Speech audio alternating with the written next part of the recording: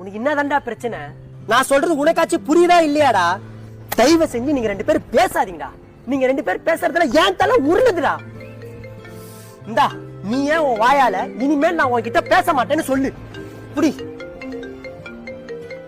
பேசு. உன் பேச்சுக்கா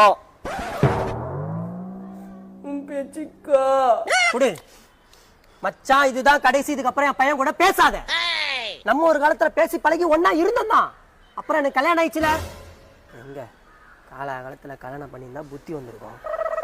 மச்சான் உன்னை பத்தி எனக்கு நல்லா தெரியும். அரையாண்டு படிச்ச முக்கியம் இல்ல, முழுவாண்டுல பாத்துக்கலான்னு ஏன் மண்டைய கழுவுனவன் என் பையனும் அதை கத்துப்பான். ஸ்கூலுக்கு லஞ்ச் பேக் எடுத்துட்டு வந்தா ஏன்டா அசிங்கமா லஞ்ச் எடுத்துட்டு வர, கிளாஸ் பசங்க சாப்பாடு எடுத்து சாப்பிட்டுக்கலான்னு சொல்லுவேன். அதையே அவனும் ஃபாலோ பண்ற. டீச்சர் கம்ப்ளைண்ட் பண்றாங்க. எனக்கு பயமா இருக்குது. இப்படிதான் திங்கக்கிழமை ஒரு நாள் காலையில அவன் கையை தூக்கி பாக்குற, வெட்டி வச்ச வெங்காயத்தை அக்குள்ள வச்சுக்கின்னு திருன்னு முடிக்கிறான். அப்படியே நீ ஃபாலோ பண்ற அதே டெக்னிக். என்னடா பேச போயிட்டே இருக்க, கோச்சிக்கினியா? 4 மணி ஆயிடுச்சு. ஆந்து பையன் ஸ்கூல் விட்டுருவாங்க, விளையாட வரலாம். அவன் கோச்சிப்பான். நான் இன்னொரு நாள் உன்கிட்ட பேசுறேன்.